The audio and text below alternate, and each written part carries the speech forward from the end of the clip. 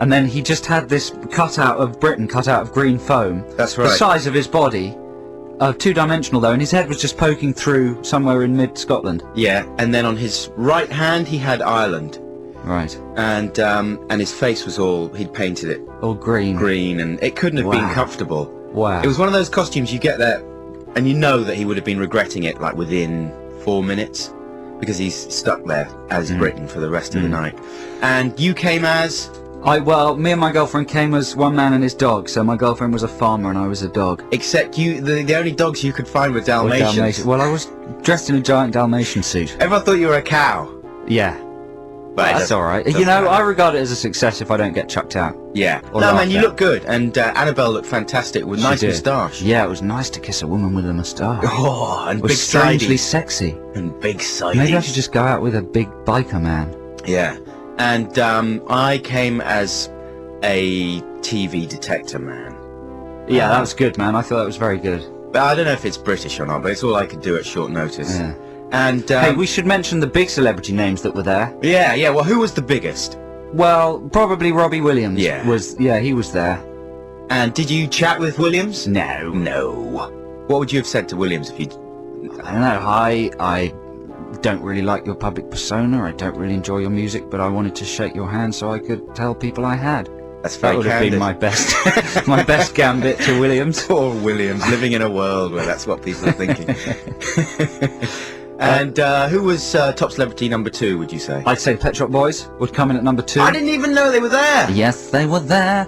Silly sausage. I've been a silly sausage. It's a new Pet Shop Boys song I'm working on. Silly sausage, I've been a silly sausage. I wish we could play that now. Silly sausage. It's such a silly sausage. Oh, that could be a Pet Shop Boys album, couldn't it? Silly sausage. Yeah. I wish I'd gone up to Neil Tennant and just said, silly sausage. I wish he'd phone in. I wish he doesn't listen to this show. I interviewed him, I told him with Theakston, and he just looked straight through me at Theakston. We're not famous enough to even appear on his radar. Well, especially if you went up to him and sang Silly Sausage, I would imagine. I haven't done that yet. I know, but he can tell. Silly sausage. I've been a silly sausage.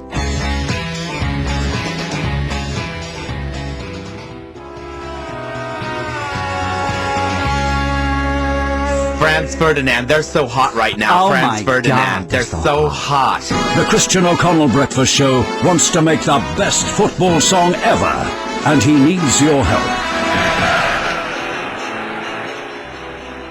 Okay, so as you may well already know, the Breakfast Show is making a song for Europe, the ultimate footy song. They're down to the final 5. There was an extraordinary judging session from Sound in Leicester Square, I hear, that was superior to the programme Pop Idol, which is an extraordinary achievement. Now they're down to the final 5, and you guys have to go onto the web and listen to the final 5 football songs, www.xfm.co.uk. The winner's going to be announced on Tuesday morning. It's very exciting, but it's imperative that all listeners to our show listen to those 5 songs and vote for their favourite. Isn't that right, Adam? Yes, there's been an incredible response. Over, did you say this already? 16 million. 16 million. No, less than 16 million. Less than 5, more than 5, less than 16 million people have entered this competition. 150 entries, Adam. Would you say the general standard is high, Brian, our producer? Yeah, but you know what? It's probably higher than our rock and rap. Apparently this whole thing's putting our show into shame. Yeah, Christian O'Connell, he's got a slightly higher standard of entry from his listeners. We will be putting our rock and rap section to bed this week. Yeah. Hey, let's stay on message. Okay, sorry. Is there more to say football-wise? No, apart from go and listen to them and vote for your favourite. Yeah, and don't forget you can, of course, find our rock and raps as well on the website. Not anymore. Have you taken them off? Just, fade out this music bed, because frankly it's frightening me. Yeah. It reminds me of sport.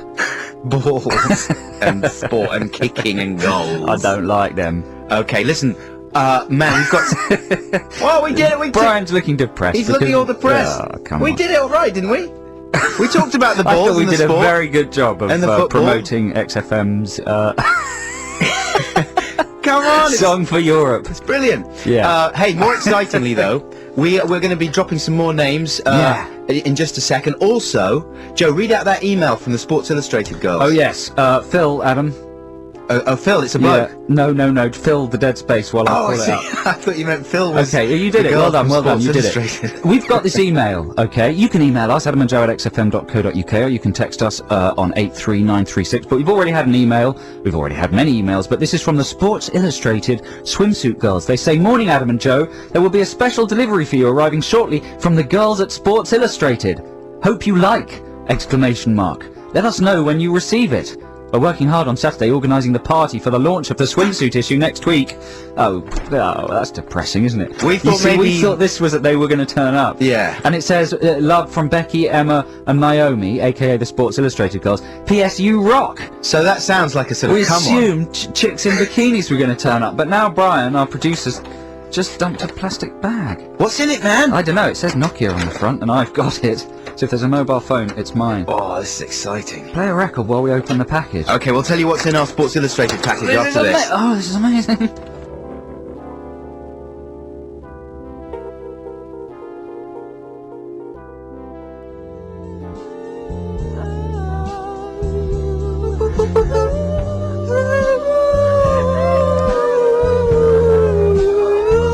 That's nice, man. You're making it sound better.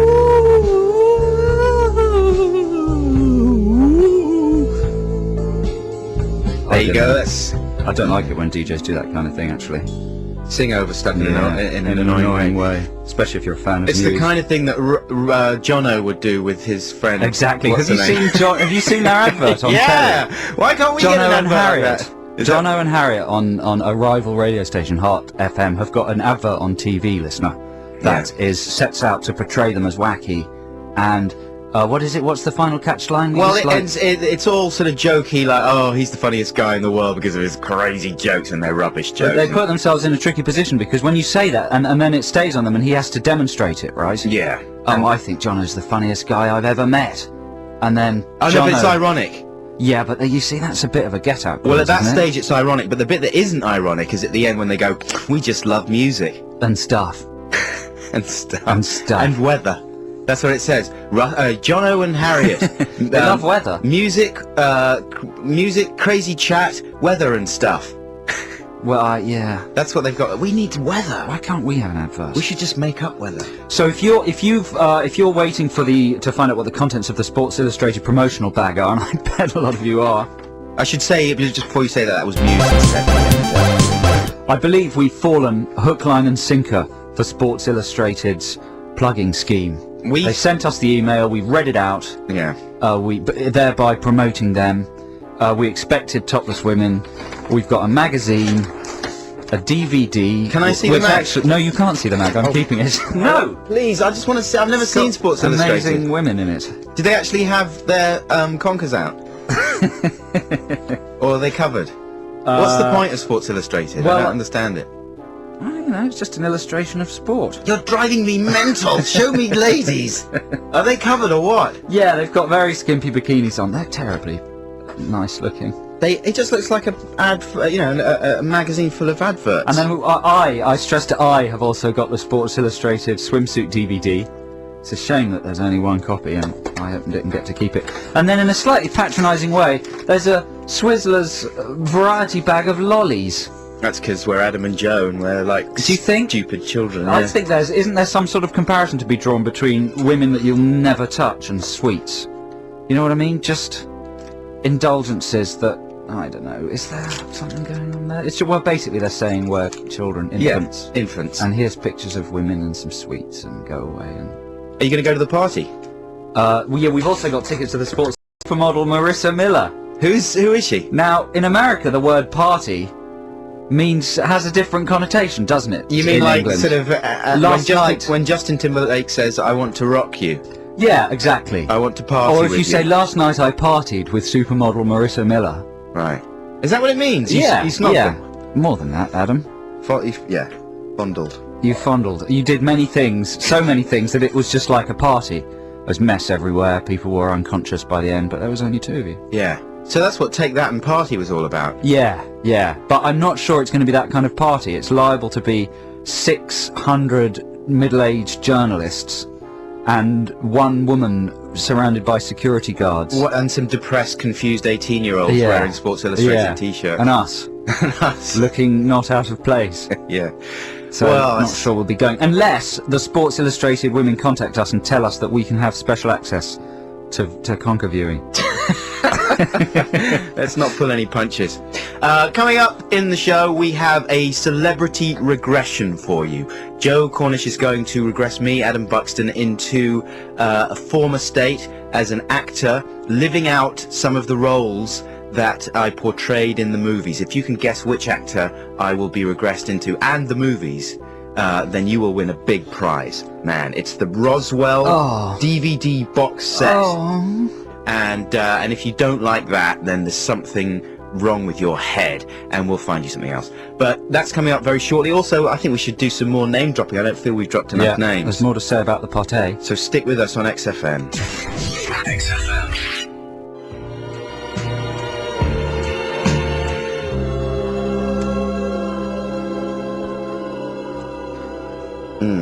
That's a cover of Lay Lady Lay by Magnet, featuring Gemma Hayes. Is that correct? Yeah, thanks for letting us know that. Yeah, I'm on top of it. So, we're talking about the party we went to last night in an unashamedly name-dropping manner. We went to Matt Lucas's 30th birthday party. It was a costume party.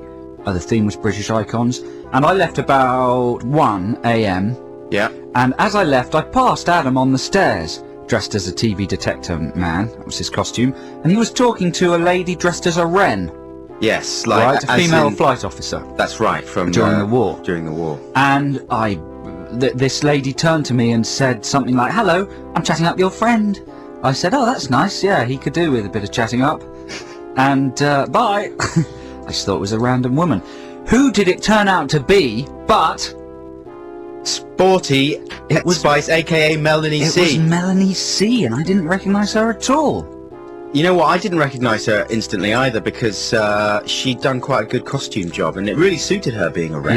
Yeah. She looked quite saucy. Yeah. And she came up to me. She's very diminutive, even smaller than I am, I think. No, surely not. Yeah, she's like a freak. You're extraordinarily short. I know.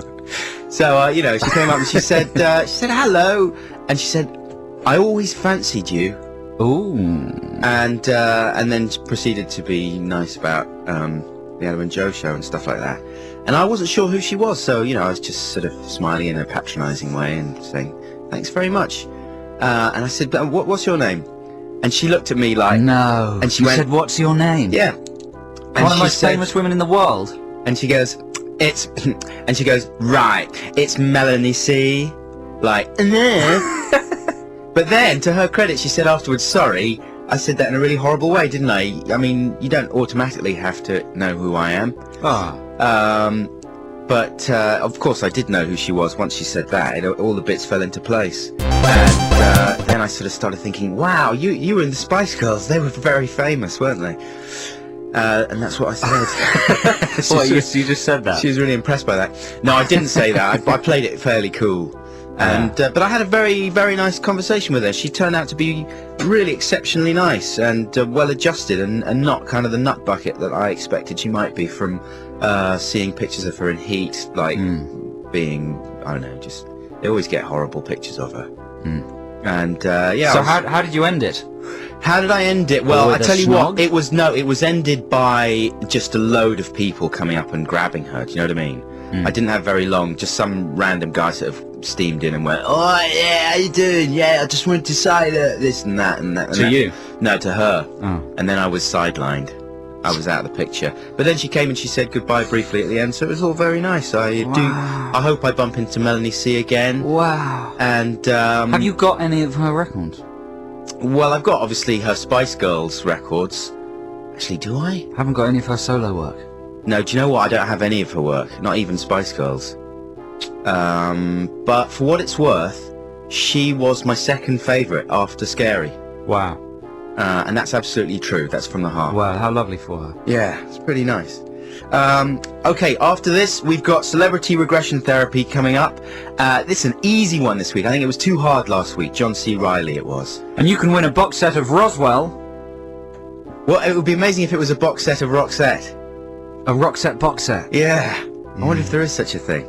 Anyway, stay tuned. It's Celebrity Regression coming up after this classic number from the Pixies.